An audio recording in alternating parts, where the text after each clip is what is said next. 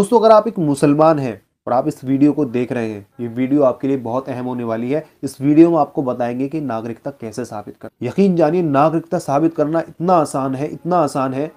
अगर आपने मेरी ये वीडियो देखी तो वीडियो को देखने के बाद आप ये कहेंगे कि भाई ये कागज तो मेरे घर में मौजूद है, ये कागज तो मेरे गाँव में मौजूद है। इतना आसान तरीका मैं आपको बता दूंगा कि 15 मिनट की इस वीडियो में आपके सारे मसाइल का हल हो जाएगा। सारी अफवाहें जो आपके दिमागों में भरी जा रही हैं वो ख़त्म हो जाएंगी। अस्सलाम वालेकुम वरहमतुल्लाहि वबरकातुहू। मुझे उम्मीद है आप खैरियत से होंगे। अल्लाह आपको शादोबाद रखे, अल्लाह आपको हर बला हर परेशानी से महफूज रखे।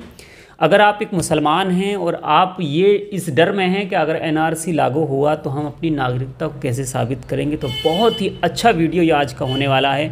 आप अपने कीमती वक्त में से 15 मिनट हमें दे दें। 15 मिनट आप निकाल कर इस वीडियो को बिना स्किप किए सारी जानकारी को अच्छे से समझ लें। इंशाअल्लाह अगर एनआरसी लागू हुआ तो आप अपनी नागरिकता को साबित कर पाएंगे। और अगर आपने ये वीडियो नहीं देखा तो मैं 1% ये कह सकता हूँ कि ऐसा ना हो कि आपके पास कागज़ भी मौजूद हों और आप नागरिकता को साबित ना कर पाएँ, तो उस वक्त आपके पास कुछ नहीं होगा। आप अपने डॉक्यूमेंट्स अगर तैयार कराने की कोशिश भी करेंगे, जो 10 रुपये का काम होगा वो 10 लाख भी अगर ऑफ़र करेंगे आप, तो वो काम नहीं होगा, क्योंकि उस वक्त एनआरसी लागू हो चुका होगा। तो मेरे भाई, आपसे रिक्वेस्ट है कि आप वीडियो पर आ गए तो वीडियो को पूरा देखें। इंशाल्लाह आप 15 मिनट दे दें, आपके 15 मिनट बेकार नहीं होंगे। आप 15 मिनट दे दें अपने, इंशाल्लाह आपको ऐसी जानकारी मिलेगी और सारी चीज़ों को डिटेल में समझाया गया है। आप देखकर वाकई खुश हो जाएंगे।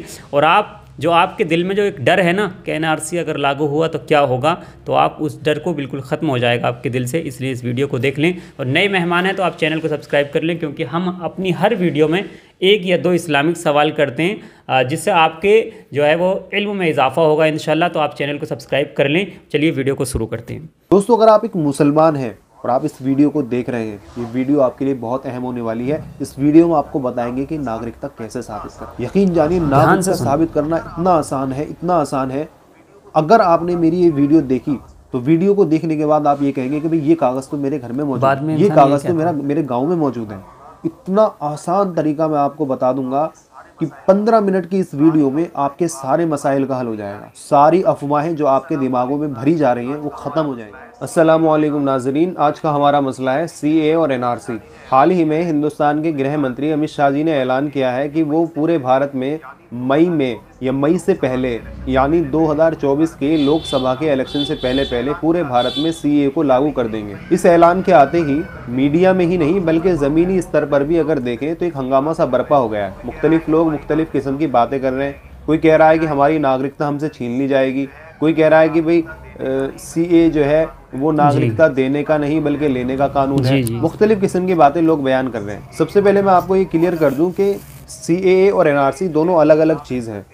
सीएए जो है वो नागरिकता देने का कानून है, लेने का कानून नहीं है। गवर्नमेंट ऑफ इंडिया सीएए के जरिए से लोगों को नागरिकता देगी, मुसलमानों के अलावा, ठीक है। एनआरसी अलग चीज़ है। एनआरसी में आपको ये साबित करना होता है कि आप भारत के नागरिक हैं। इसका कोई प्रमाण, कोई दस्तावेज, कोई भी ऐसा प्रूफ जो इस बात की दलालत करे कि हाँ तुम भारतीय हो, तुम सिटीजन ऑफ इंडिया हो, इस बात को साबित करने वाला कोई भी प्रमाण आपको गवर्नमेंट को देना है और आप भारतीय हैं, कोई दिक्कत नहीं। तो इसी दस्तावेज के मुतालिक कि वो कौन सा कागज़ है, वो कौन सा ऐसा प्रमाण पत्र है जो इस बात की दलालत करे, जो ये गवर्नमेंट ऑफ इंडिया से कहे कि ये जो शख्स है ये भारतीय है, ये हिंदुस्तान का नागरिक है, इसके बाप दादाओं ने हिंदुस्तान को आज़ाद कराने में अपना योगदान दिया है, ये कोई घुसपैठिया नहीं है, ये कोई इलीगल माइग्रेंट नहीं है, गैर कानूनी तरीके से हिंदुस्तान में ये नहीं रह रहा है, बल्कि ये भी एक हिंदुस्तान का नागरिक है। तो वो कौन सा दस्तावेज़ है, उसी दस्तावेज़ को आज हम आपको बताएंगे।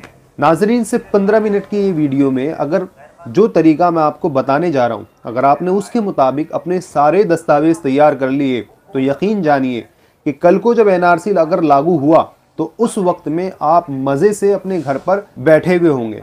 और अगर आपने ये तरीका फॉलो नहीं किया या मेरी बात नहीं मानी तो याद रखना, अफसोस के आंसुओं के अलावा आपका कोई साथी होगा नहीं। दूसरी बात मैं आपको ये बता दूं कि देखिए, एनआरसी लागू हो या ना हो ये कल की बात है। सीए लागू होता है, गवर्नमेंट किसी को नागरिकता देती है या नहीं, उस बात को छोड़ो। सिर्फ एनआरसी और सीए के डर से अगर आप अपने दस्तावेज तैयार करना चाहते हैं तो मत कीजिए। नाजरीन, आप हिंदुस्तान के नागरिक हैं, इसका प्रमाण हर वक्त आपके पास होना चाहिए। आम जिंदगी में ये निहायत ही ज़रूरी है।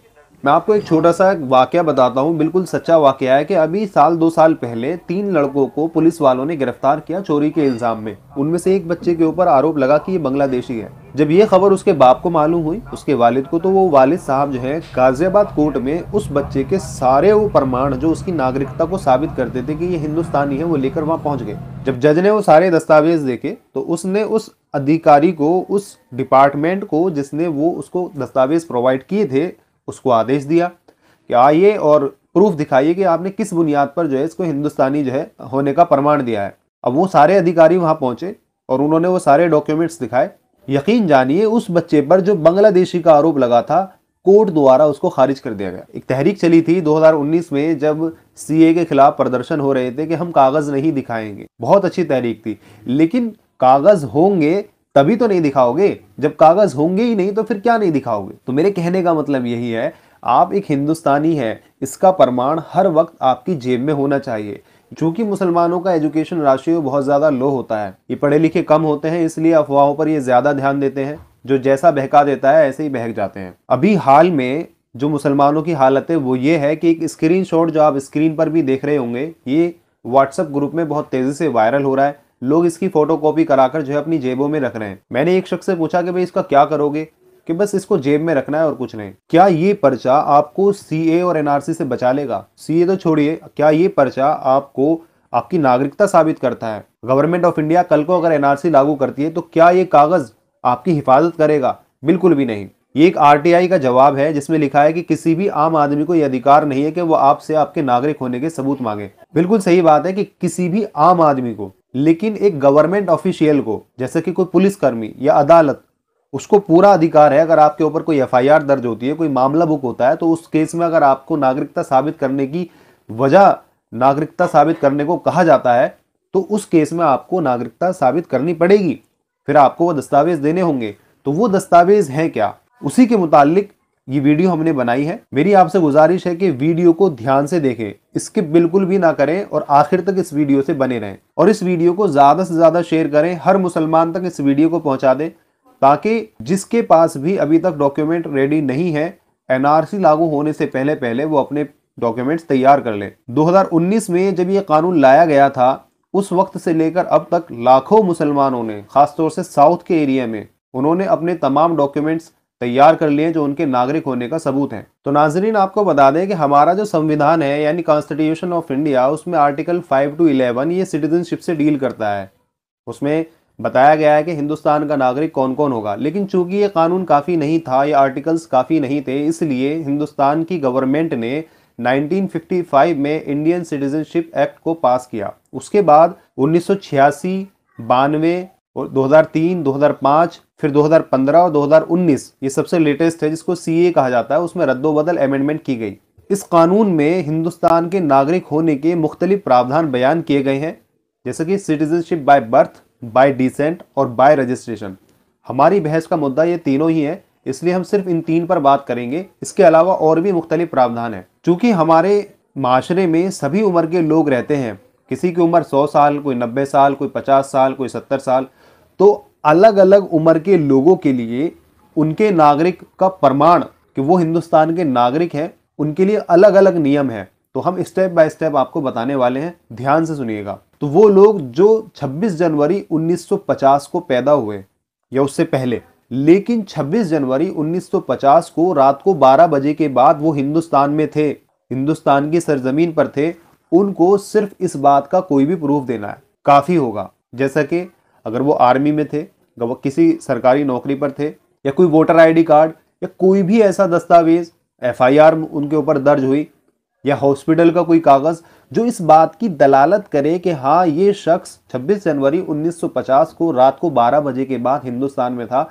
वो उसकी नागरिकता साबित करने के लिए काफी होगा। दूसरा वो शख्स है जो 26 जनवरी 1950 से लेकर 1 जुलाई 1987 के बीच में पैदा हुआ। ये डेट्स आप ध्यान से सुनना। दूसरा वो शख्स है जो 26 जनवरी 1950 से लेकर 1 जुलाई 1987 के बीच में पैदा हुआ। उसको सिर्फ इस बात का प्रूफ देना है कि उसकी पैदाइश 26 जनवरी 1950 से लेकर 1 जुलाई 1987 के दरमियान में पैदा हुई है, काफी होगा। प्रूफ क्या देना है, सॉलिड प्रूफ क्या है, वो मैं आपको आगे बताऊंगा। तीसरा वो शख्स है जो 1 जुलाई 1987 के बाद पैदा हुआ लेकिन 3 दिसंबर 2004 से पहले पहले। अगर वो अपना कोई भी ऐसा सबूत देता है कि वो भारत में पैदा हुआ है, वो काफी नहीं होगा, बल्कि उसको अपनी फाइल के साथ अपने माँ बाप की भी फाइल लगानी होगी कि देखिए मेरी पैदाइश के वक्त मेरे दोनों माँ बाप या उनमें से एक, ध्यान से सुनना, मेरे दोनों माँ बाप या उनमें से एक भारत के नागरिक थे, और दूसरा वो बाप या माँ जो भी है वो इलीगल माइग्रेंट नहीं था, वो घुसपैठिया नहीं था। इस बात का सबूत उसको देना है, काफी होगा। चौथा वो बच्चा है जो 2004 के बाद पैदा हुआ, यानी 3 दिसंबर 2004 के बाद से लेकर अब तक, अगर वो अपना कोई भी प्रूफ ऐसा देता है कि जो ये दलालत करिए भारत का नागरिक है, वो काफी नहीं होगा, बल्कि उसको अपने साथ अपने माँ बाप की भी फाइल लगानी होगी कि मैं भी भारत का नागरिक हूं, और ये देखिए मेरे जो दोनों वालिदैन हैं वो भी भारतीय हैं, तब जाकर उनकी नागरिकता साबित होगी। इसको कहते हैं सिटीजनशिप बाय बर्थ। एक होता है सिटीजनशिप बाय डिसेंट। 26 जनवरी 1950 के बाद में अगर कोई शख्स पैदा हुआ, हिंदुस्तान में रहा, यहाँ उसकी शादी हुई, उसके बाद से वो विदेश में काम करने चला गया, जैसे कि आजकल लोग जाते हैं सऊदी, अमेरिका, कहीं भी वो चला गया। अब वहां विदेश में उसका अगर बच्चा पैदा होता है 10 दिसंबर 1992 से पहले पहले, तो वो ऑटोमेटिकली क्या है, भारत का नागरिक बन जाएगा। इसी तरीके से अगर कोई बच्चा 10 दिसंबर 1992 को या उसके बाद पैदा हुआ 3 दिसंबर 2004 से पहले पहले, और उसके माँ बाप में से कोई एक भारत का नागरिक है, तो वो बच्चा भी ऑटोमेटिकली भारतीय बन जाएगा। इसमें एक बात का यह ख्याल रखा जाए कि जो उसका वालिद है, उसका जो फादर है, वो बाय डिसेंट भारत का नागरिक नहीं होना चाहिए। अगर उसका वालिद बाय डिसेंट भारत का नागरिक है तो फिर उस केस में उसके वालिद को इंडियन हाई कमीशन में जाकर उस बच्चे को रिपोर्ट करना होगा, उसका पंजीकरण करवाना होगा, तब जाकर उसकी नागरिकता जो है उसको दे दी जाएगी। इसी तरीके से 3 दिसंबर 2004 के बाद से लेकर अब तक जितने भी बच्चे पैदा हुए वो भारतीय जब होंगे जब 1 साल के अंदर अंदर वो इंडियन हाई कमीशन में जाकर उसके माँ बाप उसको रिपोर्ट करें, उसका पंजीकरण करवाएं। अगर ऐसा वो नहीं करते हैं तो वो तो भारत के नागरिक रहेंगे, लेकिन उनका बच्चा जो है वो भारतीय नहीं रहेगा। इसको कहते हैं सिटीजनशिप बाय डिसेंट। अब तीसरे नंबर पर आता है सिटीजनशिप बाय रजिस्ट्रेशन। देखिए आसान लफ्जों में अगर मैं आपको बताऊं कि ये जो कानून है CAA की नागरिकता देने का कानून है, जैसा कि हमने पहले बताया, लोग इसमें अपना पंजीकरण करवाएंगे, रजिस्ट्रेशन करवाएंगे, वो डिक्लेयर करेंगे कि मैं उस साल जो है हिंदुस्तान में आया, उस देश से आया, वगैरह वगैरह, तो उनको जो नागरिकता दी जाएगी उसको कहा जाएगा सिटीजनशिप बाय रजिस्ट्रेशन। अब देखो करना क्या है, करना यह है, आपको मैं बता दूं कि असम में जब NRC लागू हुआ तो 10 लाख लोगों की तादाद ऐसी थी जिनके पास सारे दस्तावेज थे, सब कुछ था, लेकिन फिर भी वो अपनी नागरिकता साबित नहीं कर पाए। उसकी वजह क्या है? उसकी वजह यह है कि उनके नाम में उनके वालिदैन की, यानी उनके डॉक्यूमेंट्स में उनके वालिदैन की जो स्पेलिंग है वो कुछ और है, और जो उनके वालिदैन हैं उनके जो डॉक्यूमेंट्स हैं उनमें स्पेलिंग कुछ और है। तो स्पेलिंग मिसमैच होने की वजह से वो लोग अपनी नागरिकता साबित नहीं कर पाए थे। तो इसलिए आपको करना यह है कि आप अपने घर जाएं, घर के सारे मेंबर्स के डॉक्यूमेंट्स चेक करें, सब में अपनी भी स्पेलिंग चेक करें, अपने वालिदैन की भी स्पेलिंग चेक करें कि भाई मेरे वालिद का नाम सही है नहीं है, स्पेलिंग बिल्कुल डिक्टो सेम टू सेम होनी चाहिए। दोस्तों ये जो बात मैं आपको बता रहा हूँ ये हिंदुस्तान के हाई कोर्ट, सुप्रीम कोर्ट के बड़े बड़े जजेस, उनकी जितनी भी बातें हैं उनका निचोड़ मैं आपके सामने पेश कर रहा हूँ। तो इसलिए मेरी बात को ध्यान से सुनना। कमाएंगे क्या, खाएंगे क्या, इस चीज को छोड़ो। अभी जो काम आपका 1000-2000 रुपए में हो जाएगा, यकीन जानिए जब NRC लागू होगा आप 5-5, 10-10 लाख रुपए भी ऑफर करेंगे तब भी वो काम नहीं हो पाएगा, क्योंकि उस वक्त में प्रेशर ही इतना होगा। आसाम में ऐसा ही हुआ। और किसी घमंड में मत रहना कि भाई मैं हिंदुस्तान में बरसों से रह रहा हूं, मैं तो पुश्तैनी खानदान, मेरी गांव में जमीनें हैं, वगैरह वगैरह। यकीन जानिए आपने ये वाकया सुना भी होगा कि असम में एक शख्स जिसने सारी जिंदगी मिलिट्री में काम किया, आर्मी में काम किया, आर्मी से रिटायर हुआ, लेकिन वो शख्स भी अपनी नागरिकता साबित नहीं कर पाया। तो किसी गुरूर में मत रहना कि भाई मैं तो हिंदुस्तान का नागरिक हूं, मुझे यहां से कौन निकालेगा, और वो पर्चा सा जेब में रखो बस, वो काफी नहीं होगा। इसलिए अपने डॉक्यूमेंट्स, जो तरीका मैंने आपको बताया उसके मुताबिक अपने डॉक्यूमेंट्स तैयार करें। सबसे मजबूत और सबसे ऑथेंटिक डॉक्यूमेंट वो क्या है जो आपकी भारत की नागरिकता होने को साबित करता है? तो दोस्तों सबसे मजबूत और सबसे ऑथेंटिक डॉक्यूमेंट है आपका बर्थ सर्टिफिकेट, जन्म पत्री। यकीनन इसके अलावा भी बहुत से प्रूफ हैं जो आपके नागरिक होने को साबित कर सकते हैं, लेकिन जन्म पत्री से मजबूत कोई भी प्रूफ नहीं है। क्योंकि हमें अपनी सिटीजनशिप बाय बर्थ साबित करनी है, ना कि बाय रजिस्ट्रेशन। तो इसीलिए मेरी आपसे गुजारिश है कि अगर आपका बर्थ सर्टिफिकेट नहीं बना हुआ है तो आप अपना बर्थ सर्टिफिकेट बनवाने की पहले कोशिश करें। कोई मुश्किल नहीं है। आपकी उम्र 90 साल है, 100 साल है, 80 साल है, कितनी भी साल हो, आज के ज़माने में हर उम्र के आदमी का बर्थ सर्टिफिकेट बहुत आसानी से बन जाता है। आपको करना कुछ नहीं है, आप अपने इलाके की कचहरी में जाएं, वहाँ किसी वकील को पकड़ें, उससे बताएं कि भाई मुझे अपनी जन्मपत्री बनवानी है। वो आपसे डिटेल लेगा, कोर्ट में अपील करेगा, कोर्ट से आदेश होंगे, वेरिफिकेशन होगी और उसके चंद महीने बाद यानी 1.5-2 महीने में तकरीबन आपकी जन्मपत्री आपके हाथ में होगी। आपकी उम्र चाहे 1960 में पैदाइश हो, 1970 की पैदाइश हो, उस जमाने में जन्मपत्री बनती थी नहीं बनती थी, उससे कोई मतलब नहीं है। आप आज जिंदा हो, आज आपके पास मौका है, आप जो है अपनी जन्मपत्री तैयार करवा सकते हैं। जन्मपत्री वगैरह अपनी तैयार करवाने के बाद अपने घर के सारे मेंबर्स की डिटेल्स को फिर मैच करें। सबके नामों में तुम्हारे नाम की स्पेलिंग सही होनी चाहिए, तुम्हारे वालिदैन की स्पेलिंग जो है बिल्कुल सेम टू सेम होना चाहिए। हमारे मुसलमानों में सबसे ज्यादा कमी यही पाई जाती है कि अगर घर में 5 मेंबर हैं तो पांचों के पांचों मेंबरों में उनके वालिदैन की जो डिटेल्स होंगी वो अलग अलग होंगी। किसी में ए गलत होगा, किसी में ई गलत होगा, किसी में आई गलत होगा। तो इसीलिए मेरी आपसे गुजारिश है कि जो काम अभी 200-400-500 में हो रहा है, यकीन जानिए जब असम में एनआरसी लागू हुआ लोगों ने 10-10 लाख रुपए ऑफर किए, लेकिन उनका वो काम नहीं हो पाया। इसलिए मैं कह रहा हूं अपनी स्पेलिंग मिसमैच अगर है तो उसको सही कराएं। तीसरा मसला यह है कि लोगों को आपस में जागरूक करें कि भाई अफवाहों पे ध्यान न दें, बल्कि अपने आप को कानूनी एतबार से मजबूत करने की कोशिश करें। मस्जिदों में ऐलान किया जाए, लोगों को जागरूक किया जाए। वो लोग खास तौर से जो तलाकशुदा औरतें होती हैं या बेवा है या इसी तरीके से मियाँ बीवी नाराज हो गए, अलहदा हो गए, अब उनके चक्कर में उनके बच्चे पिसेंगे, तो ऐसे केस में उनका मैरिज रजिस्ट्रेशन करवाया जाए और उसके मुताबिक जो स्पेलिंग वगैरह हो वो तमाम बच्चों की जो डिटेल्स हैं उन सबको उनके साथ में मैच कर दिया जाए। दोस्तों बिल्कुल भी घबराने वाली बात नहीं है। ऐसा तरीका मैंने आपको बता दिया है, इतना आसान तरीका मैंने आपको बता दिया है कि यकीन जानिए इससे आसान आपको कोई तरीका कोई नहीं बताने वाला। घबराने वाली बात बिल्कुल भी नहीं है। अल्लाह ने हमारी मदद हर हाल में की है, शुरू से करता आया है। आज थोड़े से हालात हैं वो आज भी करेगा। अल्लाह की रहमत से मायूस नहीं होना है। हिम्मत करो, कागज जुटाओ, अल्लाह की मदद भी आपके साथ होगी। इसके अलावा एक बात आखिर में मैं ये कहना चाहूंगा कि 2024 के इलेक्शन आने वाले हैं। जिसका वोटर आईडी कार्ड अभी तक नहीं बना है, अभी बन रहे हैं, बनवा लें। और अगर बना हुआ है तो आपका अगर वोटर लिस्ट में नाम नहीं है उसको चेक कराएं। अगर नहीं है तो फिर एक वकील को पकड़े, 1500 रुपये वो लेगा, वो एक RTI लगाएगा कि भाई मेरा नाम लिस्ट में से क्यों काटा गया, और वोटर लिस्ट में अपना नाम जुड़वाएं। 2024 में इलेक्शन आ रहे हैं, हर मुसलमान को चाहिए कि वो वोट दे, वोट जरूर दे। ये उसका अधिकार है, संविधान उसको ये अधिकार देता है। ध्यान से सुनिए, दूसरी कौम के लोग वोट डालते हैं अपना कैंडिडेट जिताने के लिए, आपको वोट डालना है अपना वजूद बचाने के। वोट डालें, जरूर डालें, एक सही आदमी का इंतखाब करें ताकि विधानसभा और लोकसभा में वो आपके बारे में भी फिक्र कर सके। कोई भी कानून बनाने से पहले वो आपकी तरफ भी देखे। ऐसे आदमी का इंतखाब करें, किसी के बहकावे में नहीं आना है, मुत्तहिद होकर, एकजुट होकर किसी एक मजबूत से कैंडिडेट को जिताना है। अल्लाह ताला अमल की तौफीक अता फरमाए। वमा अलैना इल्ला। माशाअल्लाह, मुझे उम्मीद है कि आप समझ गए होंगे और बात पर अमल भी करेंगे। अल्लाह तबारक व तआला से दुआ है कि अल्लाह तबारक व तआला हम सबको नेक अमल की तौफीक अता फरमाए और अल्लाह तबारक व तआला हम सबको अक्ल सलीम अता फरमाए और अल्लाह तबारक व तआला हम सबको माह रमज़ान की बरकतों से माला माल फरमाए। और कल मैंने एक सवाल किया था कि इल्म दीन सीखना फ़र्ज़ है, सुन्नत है या फिर वाजिब है। बहुत सारे हमारे भाई और बहनों ने सवाल का जवाब लिखा, इल्म दीन सीखना फ़र्ज़ है। माशाअल्लाह आप सब यहाँ तक रुके रहे, बहुत बहुत शुक्रिया।